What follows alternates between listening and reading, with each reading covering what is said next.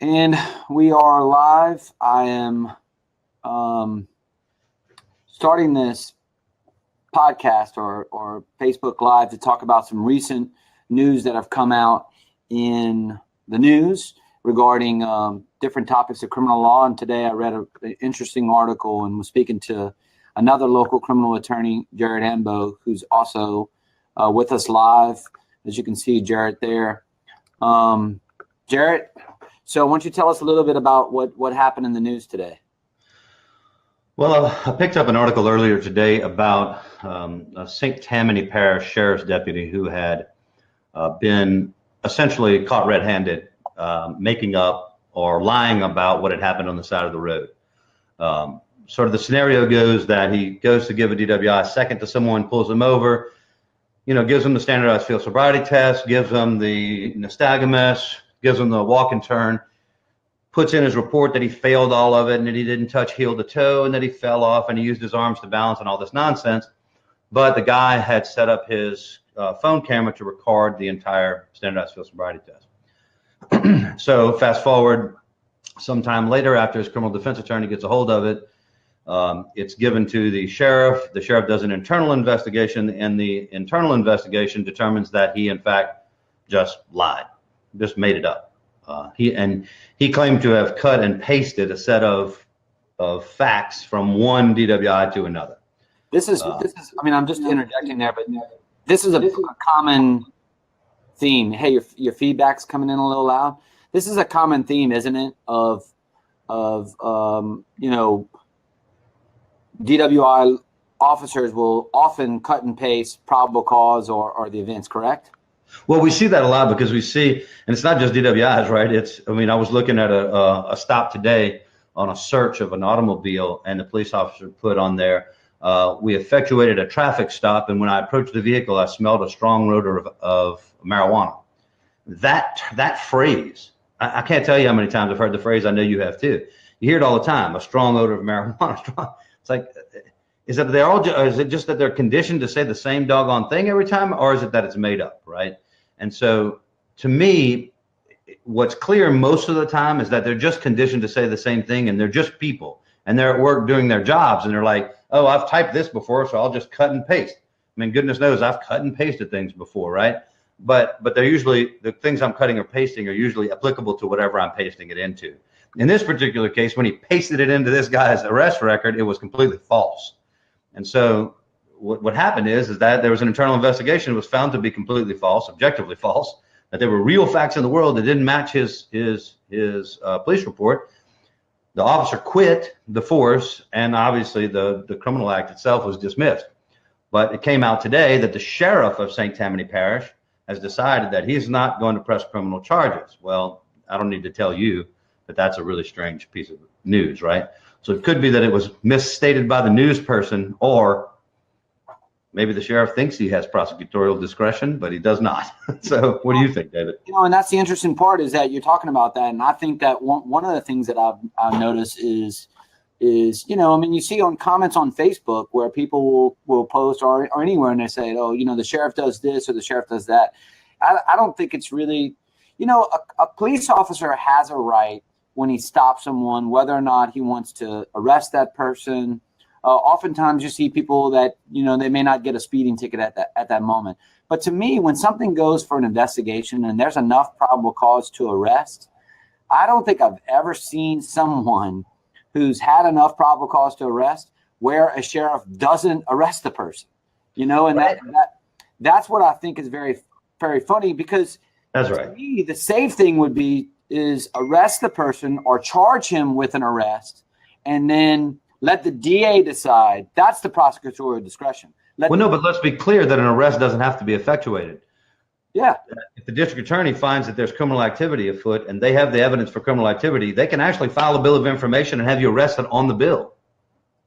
Yeah. That's absolutely within the statutes that's within the statutes of the state of Louisiana. So the district attorney has prosecutorial discretion that extends beyond the arrest power of the sheriff. And so if the district attorney decides, in fact, in this particular case, even though the sheriff's not arrested the guy, if the district attorney would decide, well, there are a sufficient set of facts here for someone filing a false public record, right? To be clear, that's the crime.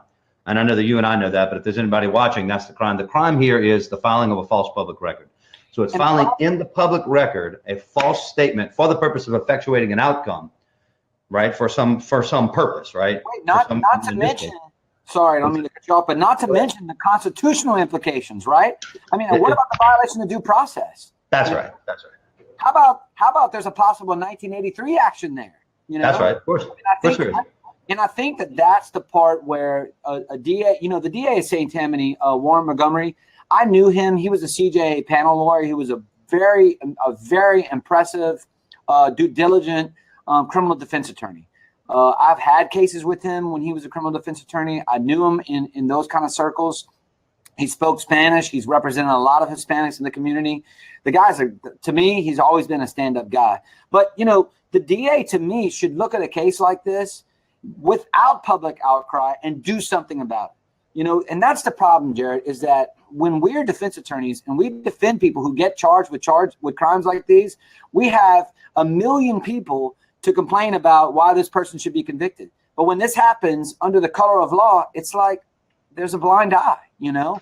Yeah, and to me. I think go ahead. I'm sorry. 1 second. I think that is what causes people to have mistrust in the police. And that's the issue.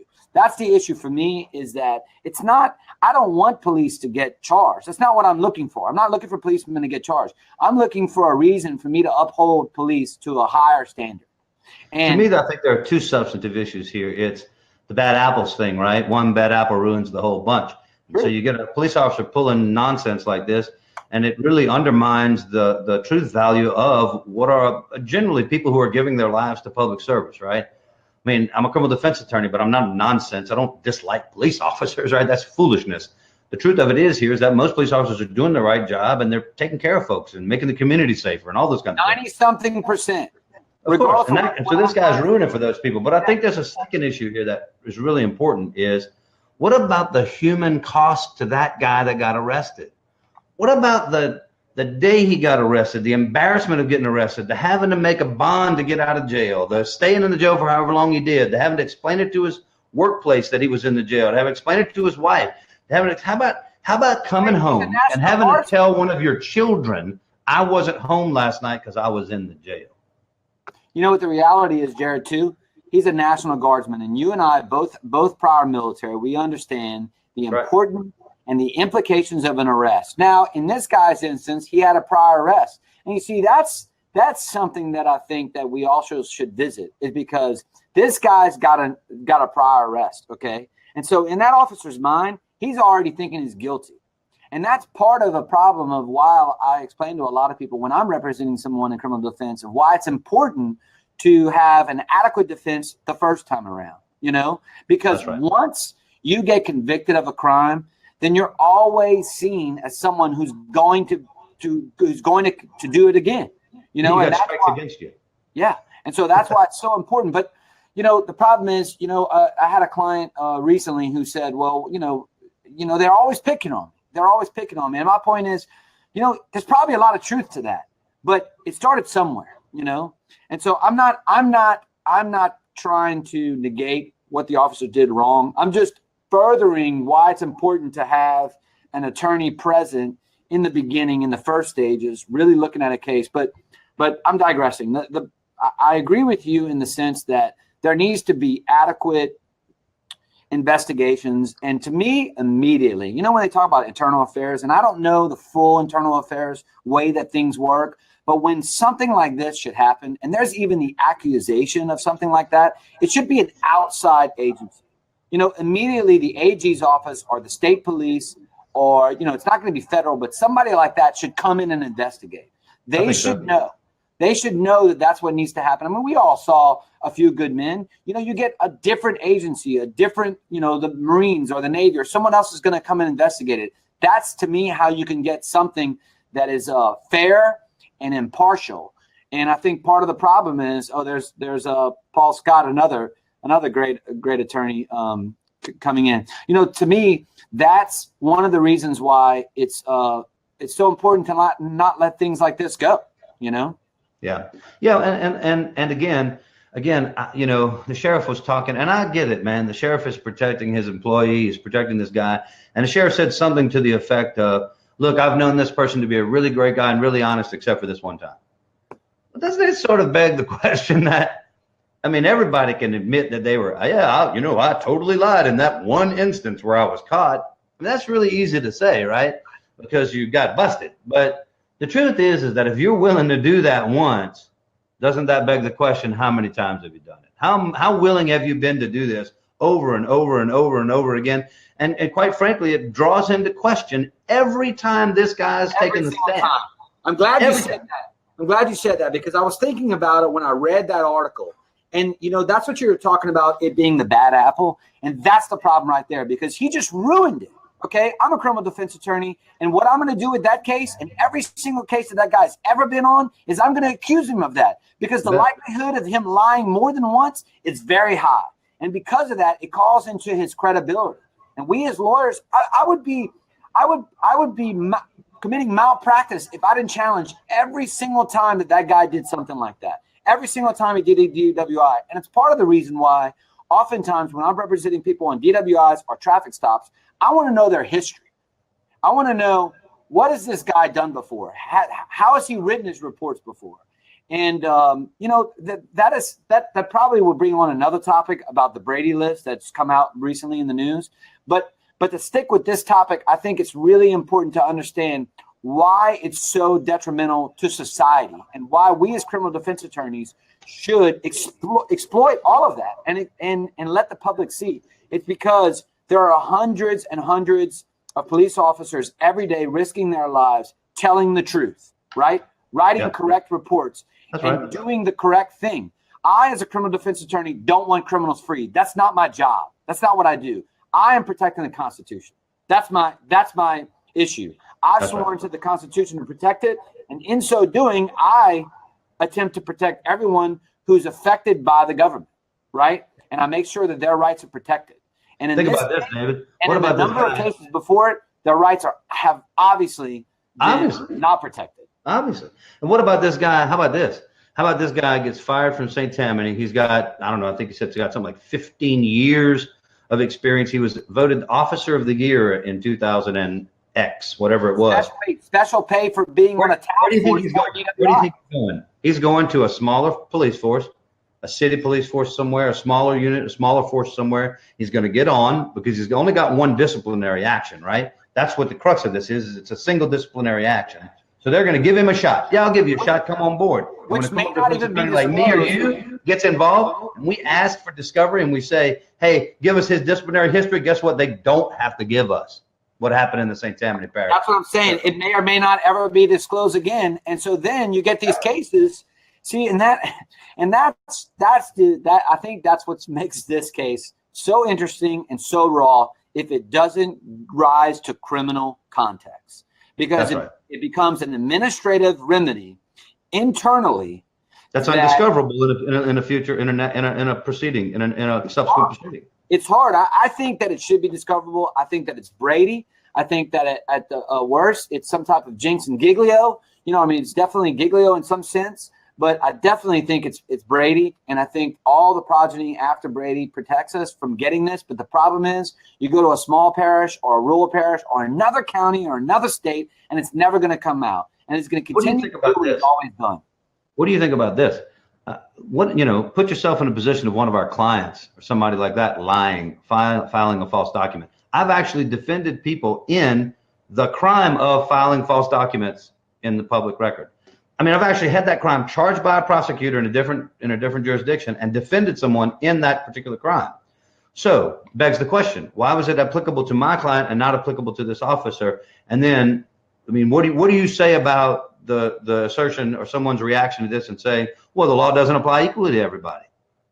Somehow this police officer is allowed to break the law, but these people over here, this set of people, if you're in this box, well then, boom, boom, you're in this box, well then you get criminally charged within the law you break. But if you're over here and you wear the blue, not so much. And that doesn't make any sense to me. That seems foolish. I agree with you in that. And I don't, what's the fix? And the problem is that there has to be some there has to be some checks and balances in this sense. And I don't know what's the answer, I mean, thank God this guy was willing to come out, and talk about this and challenge this, and had an adequate criminal defense attorney who was willing to take it to the next level. That's right. And thank God the DA for St. Tammany was willing to do something about it, the sheriff did an internal investigation. They did a bunch of right steps up to this last part where they decided not to prosecute this guy, but come on, man. I mean, what kind of message does that send to people? I just don't get it. I don't get it how that's the solution. And quite frankly, when I posted this to Facebook earlier today, the majority of the people, lawyers and non-lawyers that reacted to my Facebook post were pretty consistent in that this seems like nonsense. I mean, this seems foolish not to charge this crime. What's going on here? So I think that if you have time, I'd like to switch topics and bring it into this Brady list, because I think go ahead. Because we posted that too. I think a lot of that has to do in a similar sense, right? And I think that that Hiller Moore is doing the right thing by releasing this Brady List or whatever. But I also wonder about it being public in the sense of like out in public. What's the dangers of that? It's very similar to. Do you think? And I'm going to ask your opinion. Do you think that it's beneficial to the public for these names to be out the way they are out? Well, let me tell you what. I think it's important. And I was driving around today thinking about this. Back from court this morning. I think it's important to understand and distinguish that there are different kinds of lies, right? Different kinds of behavior like that. There's the kind of lie we tell ourselves about how much we weigh, or how many drinks I had last night, or right, or oh honey, I'm home at 6 because I had a late meeting and really I was just hanging out with my friends. And then there's the kind of lies that we tell to benefit ourselves, and a lot of people do that in many ways. And that second set of lies is not good. We should not be doing those things, and they're really harmful to us. But then there's another much more insidious set of untruths being told by people. And those are the kind of untruths that hurt others. Lies that do damage to other people. And some of them maliciously intended to do damage to other people. When this officer filed this false report, he knew it would cause damage to that citizen, to that man. He knew, and yet did it anyway. He could care less, and that's the problem, Jared. For me, it's malicious. It's even worse than a negligence or not caring. He knew it would cause damage to this man. He knew that it would result in a criminal prosecution. He knew that it would result almost certainly in a criminal conviction, but he was willing to lie to do that. And for me, that is the worst kind of lie possible. He had no personal benefit from lying about that. It was simply designed to harm. And that really bothers me. Financially as well, because if you're the guy getting the most DWIs and you're getting paid extra duty, by the way, Jared. So he was benefiting. Oh, yeah, he's getting paid overtime on a task force. And how much money is that? I don't know. How much money is this guy receiving? That's the real question. I remember years ago here in Baton Rouge that there were local cops who were working on DWI task force who were making 6 digits, Jared. Right. More than the mayor, right? One of them more than the mayor. Which to me is great. I think police should make over $100,000, every single police officer. I honestly believe, they're risking their lives on the line. But these guys were being rewarded for giving DWIs. They were on a DWI task force, working extra duty and stuff like that. This guy was in a similar sense. He was doing the exact same thing. And so there is some reward for bringing in more. Wait, it's also a monetary system. And that's what the viewers need to understand, is that when you get a DWI, now you run through the system. It's, $500 to $1,500 in fines. Then you've got to pay for the attorney. Then you have to pay for the breathalyzer. Then you have to pay for the DMV and the probation officer. It's a money-making scheme in a sense. Okay. I'm not saying that people who commit DWIs should be out on the road. In this case, it's a guy who didn't commit a DWI. Right, it's a guy who actually was just driving home, and he's a National Guardsman. Exactly. And that's the crazy part about it, is that, it's ridiculous that people would be okay with this, and that even a sheriff, like the number one, to uphold, who's literally in charge of everybody.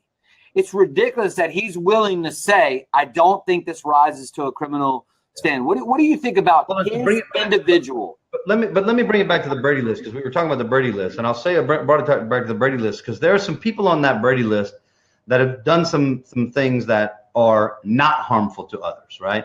There's some people that have been disciplined for internal matters, or you remember all the police officers that were disciplined for adding time to their schedules, you know? Okay, that hurts the citizenry that has to pay them, right? That hurts the taxpayer. It's dishonest in terms of the way that they report their hours and the money they make. But I can forgive falling short of the standard in that regard faster than I can forgive falling short in the standard of putting someone in jail. You see what I'm saying about the difference in the two? And so the Brady List, I think, is good, but some of the sort of shortcomings of those persons on the Brady List, I think, are trivial in comparison to some of the others. Does that make sense? Well, what exactly is the Brady List? Why don't you explain, at least start there in a short sense of what is the Brady List? So the Brady List is a list of disciplinary actions against Baton Rouge police officers compiled by the district attorney's office in response to what is Maryland v. Brady, or Brady v. Maryland, excuse me, which is the case that says that criminal defense attorneys and defendants get to have all of the evidence that's possibly exculpatory about their case, right? And or through Giglio, possible bias information as to the officer taking the stand. So if the officer is taking the stand is on this Brady List, the district attorneys put together this list and they give it to the defense attorney and they say, look, this particular officer has been disciplined before for X, Y, or Z, right? And some of them have been disciplined for some of them are disciplined for trivial things, in my opinion, extra hours or working extra duty and they're not supposed to, or mishandled their automobile or something like that. Well, okay, I get that. I mean, that's not great, but and quite frankly, I think a judge would end up not even allowing you to talk about that in the court because it would be irrelevant. Because I think that kind of lie or that kind of misrepresentation isn't relevant to a set of to a criminal defense. But on the other hand, making up and filing a false police record, or those guys that got busted for getting sexual favors from a lady in the park some years ago. Those guys, are they still on the police force? I mean, if they are, that stuff becomes a matter of judgment. And now we're moving into something way more serious. And I think, quite frankly, something that you should be able to cross-examine a police officer on the stand about. And it's interesting that you talk about that. It's just because, and I think that people often ask, hey, what are you going to do in my case? What is the difference between me hiring you, an attorney like you, Jared, or an attorney like I, or versus some other attorney? And I think one of the key differences, in my opinion, is doing the due diligence that it takes in investigating these cases and finding out the history of every single witness, of every single officer. And I think that's an important part to me. And if you look at this guy in St. Tammany, it would be the right lawyer with the right investigator and the right expertise is going to go that further step. Is going to do that further investigation to be able to defend someone. Because to me, what's important is not only what happened, but it's also who's involved and how they did it, right? Because a big part of my job as a criminal defense attorney and your job as a criminal defense attorney is to make sure that things are done correctly. It's not necessarily whether or not this act took place, but oftentimes it's how was that investigated and how was that done? And a lot of people say, yeah, but you're just being a lawyer. You're just splitting hairs. And in reality, I'm not. I'm doing it because oftentimes, and this is a great example, oftentimes people are accused of crimes which they didn't commit. That's right. And the evidence that's brought forth, let's be frank. And with that evidence, like in this case, like this DWI case, when that evidence is brought in and it's incorrect or it's clearly just a lie, it's very difficult to defend against a lie, right? If you're not. By the way, I think it's bull Facebook Live. That's fine. Look, here's the real issue, Jared. What if that video wasn't recorded by his friend? What would have happened? That's right. Let's go down that rabbit hole. What the guy would have gets happened? convicted like this. Why? Because the officer gets up to the stand and he says, "This is exactly what's happened." And you know what he says too? I've been an officer for 15 years, and I've done 117 DWI stops, and I was Officer of the Year in 2009. So the words that come out of my mouth are true. And the judge believes him, the jury believes him, and the guy gets convicted. Period. End of story. And to me, oftentimes I think that a lot of lawyers, and I'm not, look, we're all lawyers, right? A lot of us are lawyers. And I'm saying a lot of lawyers will look at a case, they'll see the evidence, and then they'll try to strong arm their client into taking a plea and not going that extra mile. And we're very lucky and very fortunate, and this client is very fortunate. And frankly, society is very fortunate that somebody was recording that. That's right. Somebody was recording this officer commit a lie, proof of filing a false police record, and frankly, violating this guy's civil and constitutional rights. And, you know, hey, you know what I was thinking about? The other thing I was thinking about when I heard it, I thought to myself, let's say I decide that I'm going to voir dire on this issue. So I'm picking a jury, and I got a couple of St. Tammany police officers on the stand, and I got a felon in possession of a firearm charge that started as a DWI arrest. So I got a couple of DWI task force guys on the stand. They worked with this guy every day, and they made extra money with him every day. And then so in voir dire, I say to the jury something like this. You remember that story about the guy filing a false police record a year ago or 2 years ago? Remember that? Remember how the sheriff didn't do anything about that? What did you think about that? And I would talk to them. I would develop that within the jury selection. I would develop that with the jury, because now they call this guy to the stand, and I don't know if a judge would allow me, but I'd say, so what do you think about this guy that filed a false police record? Right? Because it goes to his ability. Because if you as an officer take the stand and you say, oh, I think that was great. Yeah, they shouldn't have charged him criminally.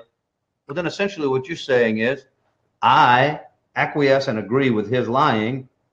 And in turn, the implicit there is I will do the same thing. And I think that creates a whole mess of problems for an office. And quite frankly, I think the sheriff's making the wrong decision.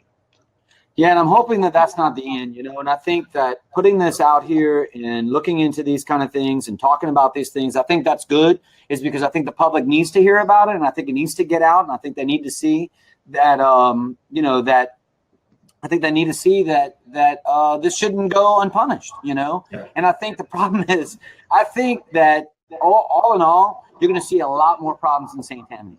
And I think, unfortunately, that's true. And I think that if the sheriff would have nipped it in the bud, and if he'd arrested the guy or charged him with something, or at least brought it to the DAs and said, this is our internal investigation, I don't want to charge my own guy, bring someone else in, I think you would have a lot less challenges. And I think that's the problem that happens in St. Tammany. And I think it ends up being a problem in other places as well. You know, and I think the DEA, the DEA guy the DEA guy in New Orleans that got.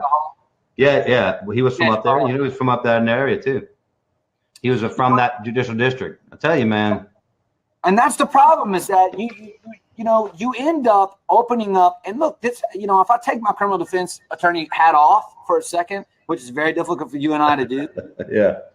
But you end up opening up a can of worms. You know what I mean? And then it ends up being just an area. You know, I think other talk shows, I think other places, they'll talk about this and they'll just try to be, you know, try to keep it above color. And in my opinion, you know, I'm just going to be honest. You're opening up a can of worms for the public. You're making my job a lot easier, frankly, yep. You know, yep. Because. But how about this too, David? How about just more difficult? More difficult. You know, I used to always bring up the serial killer in Gonzales. And when I was getting on these officers, you know, we aggressively cross-examining officers, and they would get off the stand. They'd kind of be mad at me, and I'd say, look, I'm making you better by holding you accountable. I'm making you better. And the next time you go to stop somebody or arrest somebody or interview somebody, you're going to be better at it, because you're going to think, man, Ambo is going to beat me up on the stand if I don't get this right.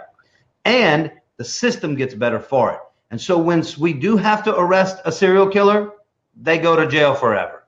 When we do have to arrest someone harming children, they go to jail forever, because they do it right, because we do it right, because the system works, because we hold police officers accountable, and police officers learn how to do their jobs better. And that's the real thing, man. I used to tell people this all the time, and this is the thing, and I'd say that too, that if the police would just do it correctly, if the investigation was done correctly, it's very difficult for me to do my job. And I mean, look, I'm letting out the secrets. Here's the secret, okay? If someone wants to know, how does someone get convicted in this United States of America, people have to do their job correctly. Yep. And I just think that as a whole, that's very difficult. Otherwise, it's not lawyers who create problems, okay? Lawyers don't create the problem. I don't make someone get in an accident. They get in an accident, and I fix the problem. I don't tell someone to commit a crime, or I don't tell someone to rip someone off, or I don't do that. I'm a problem solver. To me, to me, if you want to eliminate me out of the problem, if you want to keep me out of it, then do things correctly. And the reality is, it's human frailty. They're never always going to do it correctly, but I think there's a lot of room for improvement. And I think this case hopefully would be a flashlight shining to bring this to light, because the reality is that a lot of people end up pleading guilty to DWIs and other crimes that they haven't committed because either A, they don't have the resources to go this far, B, they don't have another friend who was being designated driver on his friend who can film this going on, and that to me is really part of a bigger problem of not having the resources that are necessary to be able to provide an adequate defense. But I think one of the cool things about you and I and other firms that I know, lawyers, that a lot of times will negotiate things and make it cost effective for someone to be able to get adequate representation. What we should talk about next time? We should talk about criminal defense fees. What that looks like. That's your fees or anybody's fees. Just fees in general, just the fees. Like why would a criminal defense attorney charge X for a crime or X for some other crime or X for some representation? Yeah, what's the point? Some of these numbers get really big. And I just put something out on Facebook the other day on the law firm talking about how fees are determined so that people can be more comfortable with, I'm going to throw a number out at you. And where does that come from? Am I just making that up? Am I got a little bucket of numbers down here? I'm just reaching under the desk. I'm like, hey, this much, And so I think that's an important topic for people to understand, especially our clients or our prospective future clients to understand, how we determine that and how taking a serious case impacts our practice from that perspective, I agree. And look, we're going to end it now, but I want to thank you for coming on for the premiere of my interview process on Rozas Rozas Law Firm. If anyone wants to reach out, I'm sure you're going to share this on your own Facebook, Jared Ambo at Ambo Law Firm. We often have a lot of, you want me again. Yeah, Jared and I often have a lot of cases together, and I'll tell you guys that I've worked a lot of cases with Jared, and he is very thorough in all his work. But if you guys got any questions or concerns or comments, please feel free to comment at the bottom, or you can call me in my office at 225-478-1111. And until next time, okay, Jared, we'll see you later. Thank you, man. Okay.